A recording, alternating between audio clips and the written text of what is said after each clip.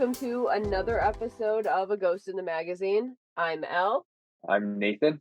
and today we're talking about Bad Bin Eulogy, which is the 10th title in the Bad Bin series. And, there are good things about it, and there are bad things about it, and ultimately I fell asleep in a hammock sitting upright. So let's just get on with it. We skipped over Yeah. a bunch of the Bad Ben titles, like, we'll come back to them, but we wanted to cover this since it was newish. I guess it's Memorial Day 2022, so it's not super timely. It's still pretty recent, like most horrors. We talked about it pretty old. Well, nobody's talking about this because we were kind of doing a cursory look through to see if we could find some funny reviews and stuff, and we just couldn't find much of anything. I did find a couple sentences or a long run on sentence, the synopsis, so I'll go ahead and read that. Oh, After yeah. the death of Tom Reilly, a video podcaster, Jackson Scott makes it his mission to find out what happened to Tom Reilly, and he does so by obtaining hundreds of hours of footage never before seen and presenting them to his fans. I mean, it felt like hundreds of hours of footage, but it was Yeah. like 94 minutes of stuff that should have been edited better. And I I say mean, that as somebody who loves this series and loves Nigel Bach. So yeah, maybe that was just a story was he was going through hundreds of hours of footage. I don't know. I mean, we could have totally missed that. I described this earlier to Steph, and it is an example of what is wrong with the whole movie. The scene is Tom Reilly's ashes get sent to the house on Stillmanville Road after Tom Reilly has passed, and there's somebody new living there that has nothing to do with any of this. And when she receives the ashes, she has the most boomer ass text conversation, like she's in a chat room with someone. Her friend was coughing like she was losing a lung when the scene opened, which was beautiful. Totally telling of the times we're living in with COVID. And then this woman is shot picking up the urn, walking outside, all the way down that long driveway, putting the urn in the garbage can, and then still filmed walking all the way back up and going into the house. And she's pretty slow. She's just like a normal, like middle-aged woman walking at a normal middle-aged woman pace, which is pretty slow. It doesn't cut, it just leaves it all there. So we just watch this very long slog. There's nothing surprising that's happening. Everyone knows she's just throwing it in the garbage can. No monsters pop out at her. We're just Nope. watching this really long scene that's not really giving us anything. It's not adding anything to the story. And then later on, it shoots her putting the can out to the curb. Well, yeah. I just feel like it's a microcosm of a lot of issues that Nigel Bach has. It was more acceptable in the first movie when there was like all the weird scenes of him just like laying there and nothing happening. But this one, it just, I don't know, man. It needed something to save it. Yeah, I think it's different when it's Tom Reilly sitting there snoozing in his True. recliner. Although he was talking about how comfortable a recliner is in one of the clips, which I appreciated. We have to come back to how comfortable the recliner is, how nice the house is, all the ways that Oh, this is you know. kind of a humble brag about how awesome his life is with his many recliners and his big house and his I snack mean, table. either that or he's planning on selling it on Craigslist like a weekend after his movie got released or something. I mean, Like, hoping someone sees it. yeah, maybe. Maybe this is just like a big long advertisement for his recliner reselling business because his house is full of recliners, which that's a You vibe know? that I can get behind. I will say that. Do you want a recliner that's been shat into, for years? There you go, bam. That's true. I Broken in, mean, baby. Woo! fair enough. That's what you get when you buy used furniture. But I'm sure this motherfucker's bought used furniture. He's Well, definitely probably not buying. pre-shatting. It's pre-shat furniture. So, I get why he did it because that's how he's funding his movies now is like selling all these little pieces of it and putting people's pictures in, which sometimes they were part of a story. Sometimes it was just like a weird picture, like in an awkward place. Like you're not going to put a picture frame with someone on your wood burning stove. That's not where a picture goes. That's not a surface where you put something decorative. And he wasn't even talking about that person in that scene. And I get that there were like different tiers and he was trying to work them in, but like maybe shoot in a different background then Yeah. because that's not working. To some extent, I guess that it would be forgivable in some respects just because it's kind of goofy. Also, we don't get like the fiery, crazy Tom Reilly that we got in a lot of the other movies. We get somebody who's just an incompetent dipshit reading off No. of a teleprompter, very Yeah. obviously. We just get a dad joke machine. That's basically what you fucking get.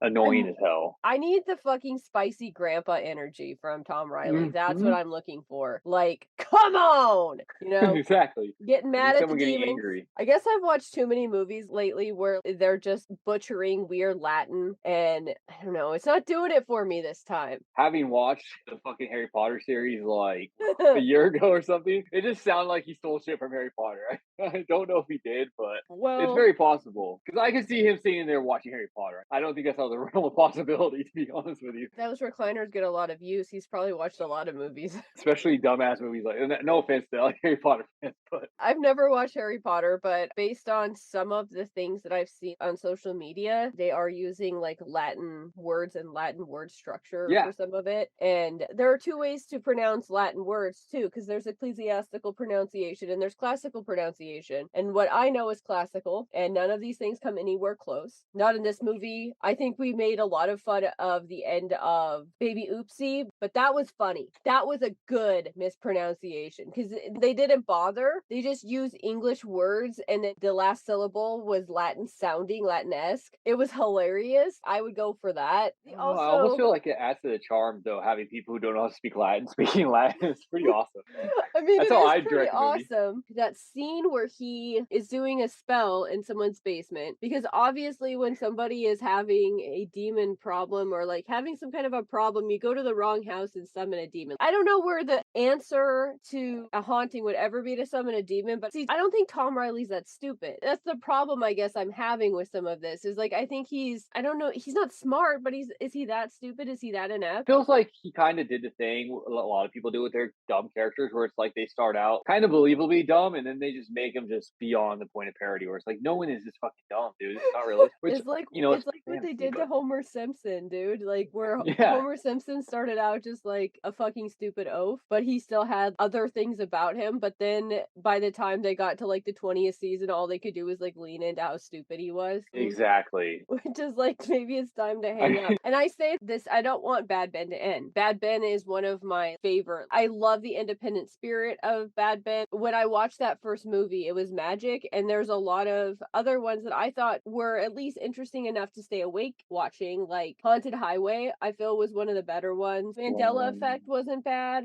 the nine honestly is pretty good too. So I haven't it's got like to watch Benign yet. I did yeah, hear he hung dong. exactly. That's all I remember, but that's all I need. That's what All you makes it a need. good movie.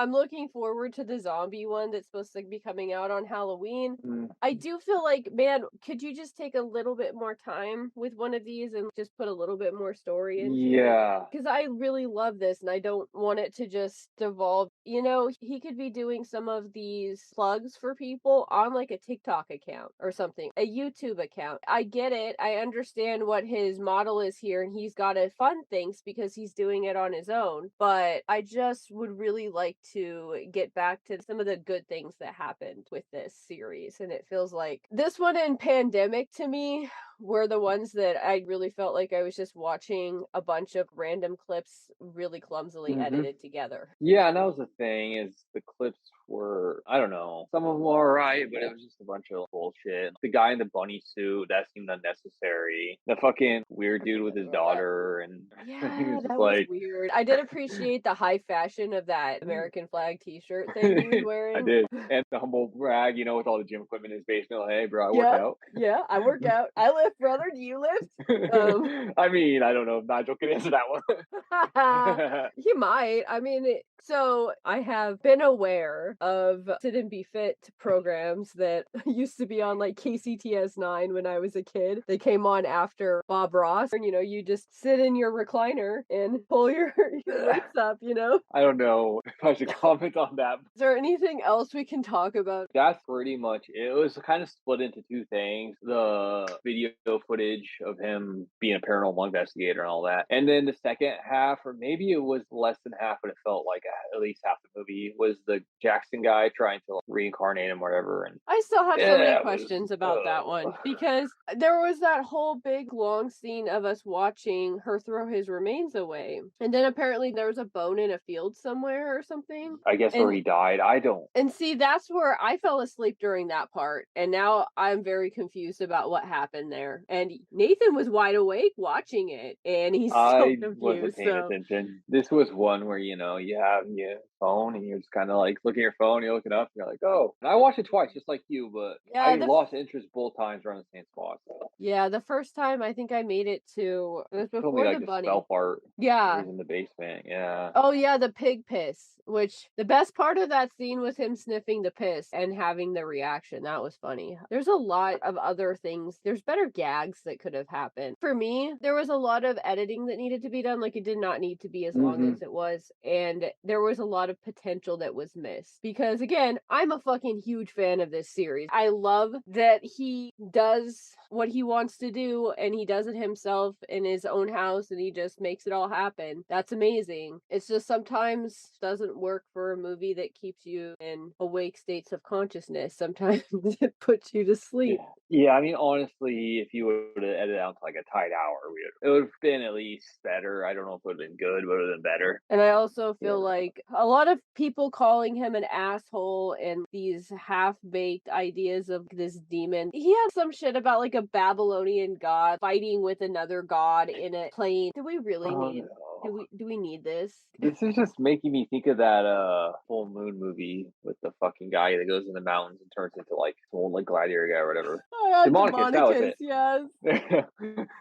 The one that you were like, this is too bad, don't even watch it. Yeah, exactly. It looked like it was shot on, like, a fucking home video camera, and there was, like, a budget of $2, so Yeah, and I can stand shit like that. I If usually you can. gotta have a good fucking story though. Yeah, Hook me, exactly. and Tom Reilly is a great character. So just, like, Uh-huh. lean into the crotchety, spicy old man energy. No. Exactly. He's at his best when he's just, like, angry and just kinda, like, confused by the ghost and just being pissed off because he's confused and he doesn't know what to do, and that's what we like to see. We don't wanna see him just being like, "Oh, he's dumb, ha ha ha." You don't give him the fucking Homer Simpson treatment, please. Nigel Block's Tom Reilly is as beloved a character as any other in horror movies today, as far as I'm concerned. You got Jason and Freddy, Michael Myers. You know, that's another era, okay? Those guys are all from the 1900s, okay? That's actually a good point. There really isn't any, like, one major character I can think of that's really big now, so Yeah, he I'm could not be the next thing, you know? I mean, aside from, like, the weird '90s movies that had a million spillover sequels, Yeah, like but Scream yeah, or something, like Ghostface, to those are be kinda old honest, news now. they are old news, and I honestly never watched anything but the first Scream, and Steph would think that's sacrilegious, but it just wasn't for me, and unfortunately, Scream was one of those things that my mom watched so many times that Loves I them. hated it by the time I was out of the house because I just had seen it so many times. I was thinking of what's his name? The guy from Saw, but once again, Saw's over, Jigsaw. so And then I was thinking about Full Moon, but the thing is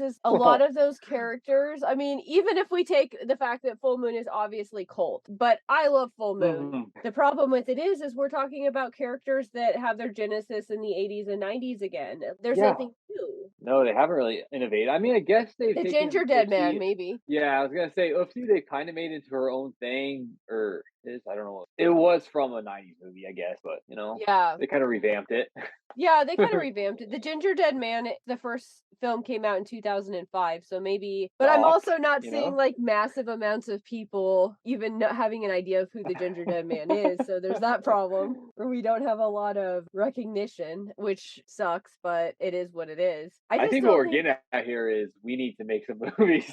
This is a market that's wide open. I think what we need to do is, like, Nigel Buck, give us a call. I have an idea about a Goblin Bad Ben movie. All I'm saying, goblins could be made viral. We do like what they did with the clowns, people dressed up as clowns, like, years ago, and have people dressed as goblins and harass people, We're very and pro Goblin, Nathan and I. These real cool we have goblins. Not I like the shitty ones from, Troll 2. oh god, no. Let's make Goblin movies. Like, let's do Goblin shit. We need to claim it, bring it back, do something good with Exactly. it. So, I also want to put this out here on this podcast, just in case Nigel Bach ever, like, listened to it or anybody, on his payroll listening to the stuff that, people are covering. If Nigel Bach ever wanted to come on here, let's talk about fast food. Let's talk about our Yeah. favorite chips. Let's talk about horror movies. Nate and I just went to an episode of Chapo Trap House that was taped live in Portland, Oregon, and they brought on Bill Oakley from Simpsons to talk about fast food and local food. And I would love to do a fast food discussion with Nigel Bach. Like, that would be the perfect conversation. I feel like True. after Bad Ben Haunted Highway, number one person that I would love to talk to about fast food.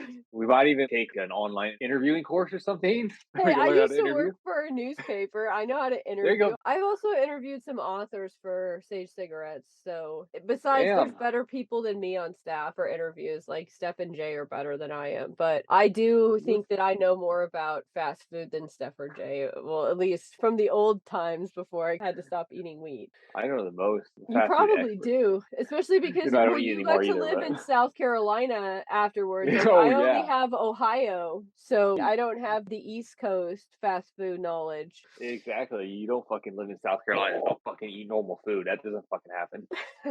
You're down in fast food and barbecue and all kinds of nasty shit. Hell yeah. All right, Woo! well, let's wrap this up for now. You can find us on the internet at ghostinthemagazine.site. You can find us on Twitter at GITM Podcast. You can find me at Nocturnical. Find me on Twitter, Badbin Pimp69. Okay, bye.